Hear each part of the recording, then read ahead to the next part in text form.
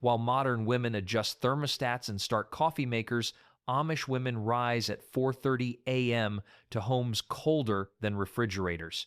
These 10 daily winter routines reveal how they manage households, feed large families, and maintain warmth through months of relentless cold without a single modern appliance. Pre-dawn fire starting. The Amish woman's winter day begins in complete darkness around 4:30 a.m., when indoor temperatures hover between 35 and 45 degrees. While her family sleeps under heavy quilts, she rises alone, dresses quickly in multiple layers, and descends to the freezing kitchen, where her first critical task awaits. Starting the wood stove requires skill developed over years. The fire laid the night before has died to cold ashes. She must rebuild from scratch, arranging kindling precisely, adding small wood pieces that allow airflow while catching flame. One or two matches are all she allows because wasting matches wastes money. The fire must be burning before breakfast preparation begins. A cold stove means no cooking, no hot water, no warmth. The 30 to 45 minutes required for the stove to heat determines when she must rise. Young daughters begin learning fire starting around age 10, preparing them to run their own households after marriage. Cooking without modern stoves. Managing a wood stove requires intuition no instruction manual can teach. There are no temperature dials, no timers, no consistent heat zones. The cook must judge temperature by holding her hand near the oven, by observing how quickly water droplets evaporate, by watching how fast flour browns on the stovetop. Preparing breakfast for 8 to 10 people from scratch demands remarkable skill. Oatmeal must cook slowly without burning. Eggs require steady medium heat. Potatoes need high heat for browning. Everything must finish simultaneously so the family eats together while food is hot. The choreography involves knowing which pots belong in hottest spots, which need cooler edges, when to add wood to maintain temperature. These decisions happen automatically based on years of daily practice. Teaching daughters this skill takes years because it cannot be learned from books but requires daily practice and countless mistakes. Hauling water daily. In old order Amish communities that reject indoor plumbing, women face the relentless task of hauling water for every household need. A family of 10 needs 20 to 30 gallons daily, translating to over 200 pounds of water hauled in multiple trips using 2 to 3 gallon buckets. Winter makes this brutal task exponentially harder. Pumps freeze solid below 20 degrees. Women must first break ice formed overnight using warm water saved from the previous evening. The metal handle numbs hands within seconds despite heavy gloves. The actual pumping requires significant arm strength. The physical toll accumulates daily. Shoulders and backs strain under constant weight. Hands crack and bleed from gripping frozen metal and exposure to cold water. Children begin helping around age 8, though they carry smaller amounts and make more trips. Laundry in freezing conditions.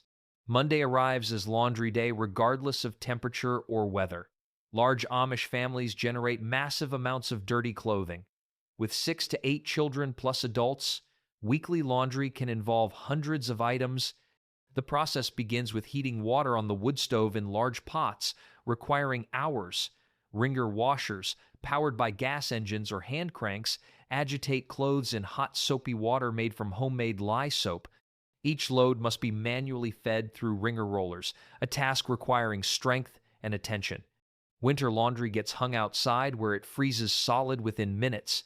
The frozen garments hang stiff until afternoon sun allows partial drying.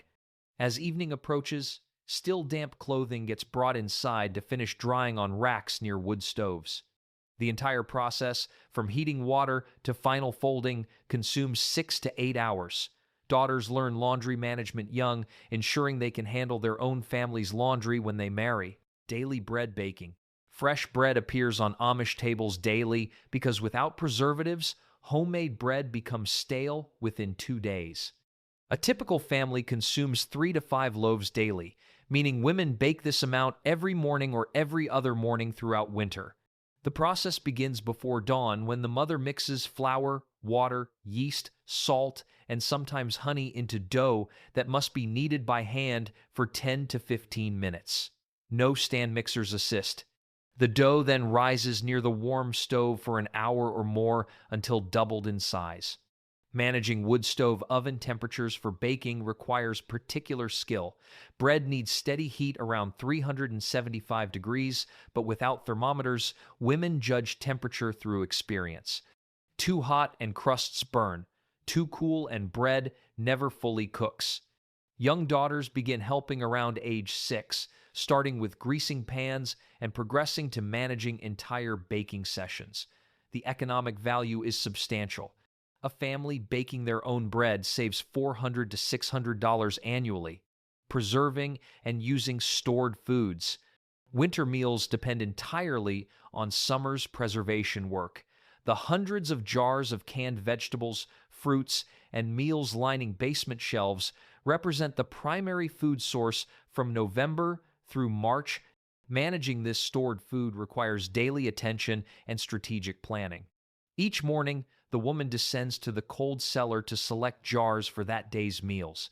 The rotation system demands using oldest jars first to prevent spoilage, requiring mental tracking of approximately when each jar was processed. Root vegetables stored in the cellar receive daily inspection.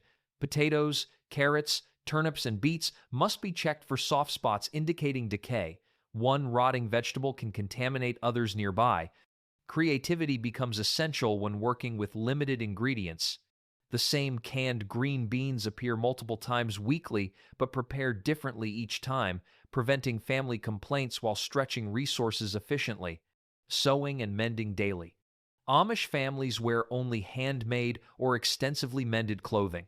Store-bought garments appear occasionally, but the vast majority of shirts, dresses, pants, underwear, and outerwear come from mothers' skilled hands and foot-powered treadle sewing machine. Winter evenings, when outdoor work is impossible and daylight fails early, transform into sewing sessions by oil lamplight. The workload is staggering. A family with 6 children requires constant clothing production as kids grow rapidly through sizes. Pants develop holes at the knees from hard play. Dresses need lengthening as girls grow taller. Shirts require new sleeves when elbows wear through. Nothing gets discarded if repair is possible because replacing items costs money families often don't have for such purposes. Young daughters begin learning to sew around age 6 with simple projects like doll clothes and dish towels. By 10, they're mending their own clothing. By 14, most can construct complete garments independently. This progression ensures that by marriage age, they possess the skills necessary to clothe their own future families. The patterns used are passed down through generations, unchanged, creating visual consistency across families and maintaining cultural identity through dress. The economic value of this sewing work reaches thousands of dollars annually. Purchasing all clothing for a family of 10 could cost $3,000 to $5,000 yearly. Making and mending clothing reduces this to perhaps $500 to $800 for fabric and supplies. This substantial savings allows families to allocate limited resources toward other essentials like medical care, property taxes, or emergency needs that arise unpredictably. Managing indoor temperature. Maintaining livable temperatures throughout the house requires constant attention to multiple wood stoves that serve different areas. The kitchen stove provides warmth for the home center. Additional stoves in living areas or bedrooms demand regular fueling. This means women interrupt other tasks throughout the day to load wood, adjust dampers, and monitor fire status. The fuel management calculation weighs warmth against cost constantly. Wood or coal expenses represent a significant portion of the winter budget. Burning too much means running out before spring or accumulating debt. Burning too little means family discomfort and potential health risks from extreme cold. Finding this balance requires experience and willingness to accept cooler temperatures than modern people consider acceptable. Strategic choices shape how warmth gets distributed. Essential rooms like kitchens and main living areas receive priority heating. Bedrooms often remain unheated, forcing family members to sleep under heavy quilts in temperatures that may drop below 40 degrees. Children learn to dress immediately upon waking because lingering in bed means prolonged exposure to bone-deep cold. This accepted discomfort reflects both economic necessity and cultural values that view too much comfort as promoting laziness and moral weakness. Women monitor fuel supply anxiously, knowing that running out during deep winter creates genuine crisis. When supply runs low, they ration more carefully, allowing temperatures to drop further, consolidating family activities into fewer rooms. The stress of potential fuel shortage adds mental burden to physical labor, creating anxiety that persists through entire winter season until spring's arrival ends the relentless demand for heating fuel. Child care in cold homes. Caring for babies and young children in homes maintained at 50 to 60 degrees poses challenges modern mothers never face. Newborns cannot regulate body temperature effectively, requiring constant vigilance to prevent dangerous chilling. Mothers position cradles near wood stoves, but not too close, creating a narrow, safe zone where infants stay warm without overheating risk. Bathing children in winter becomes a dreaded task, requiring elaborate preparation. Water heated on the wood stove fills metal tubs positioned near the warmest stove. Children bathe quickly to minimize cold exposure, often 2 or 3 siblings sharing the same water to reduce heating labor. The entire process, from heating water to cleaning up afterward, can consume 2 hours, making full baths weekly rather than daily events. Managing 6 to 8 children's needs simultaneously while maintaining household routines requires remarkable organizational skill and physical stamina. Morning routine alone involves waking children, helping younger ones dress in multiple layers, preparing breakfast, packing school lunches, supervising teeth, brushing with cold water, and getting everyone out the door properly clothed for the walk to school. This orchestration happens in a cold kitchen while mother simultaneously manages cooking fires and monitors younger children who aren't yet school age. Sick children require extra care that adds burden to an already overwhelming workload. Without quick access to modern medical care, mothers rely on herbal remedies, home treatments, and faith to nurse children through illnesses. The decision about when to seek outside medical help weighs severity of symptoms against cost and transportation challenges, creating stress that mothers bear largely alone while maintaining a brave face for anxious children. Evening routines and night prep. As daylight fades, the final major meal requires preparation.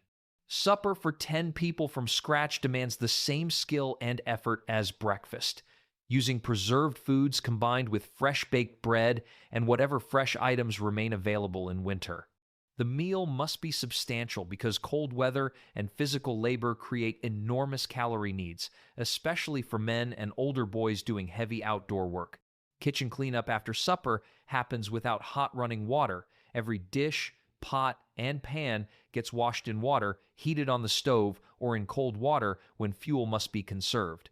The woman's hands, already raw from days' labor, plunge repeatedly into water that's either scalding or freezing, accumulating damage that leaves them cracked and bleeding by winter's end. Preparing for the next day prevents morning chaos. Bread dough gets mixed and left to rise overnight. Breakfast ingredients are staged within easy reach. School lunches get partially prepared. These advanced preparations shave precious minutes from the morning rush when every moment counts. Loading wood stoves for overnight burn becomes a critical task. The fires must stay alive through the night, or morning restart becomes much harder, but loading too much wood wastes fuel and creates heat when everyone's asleep under heavy quilts anyway. Children's bedtime in unheated rooms requires its own preparations. Hot water bottles or stones heated near the stove and wrapped in cloth provide temporary warmth in icy beds. Multiple children sharing beds for warmth is common practice, with younger children positioned between older siblings who generate more body heat. Parents make final rounds ensuring children are properly covered before the house temperature drops further through the long winter night. The day ends with a woman who's been awake and working for 16 hours or more. A brief moment of personal time, perhaps for prayer or reflection, precedes sleep that must come quickly because 4:30 a.m. arrives without mercy. Tomorrow brings identical routines, identical challenges, identical physical demands that will repeat daily until spring finally releases its grip and winter's relentless requirements ease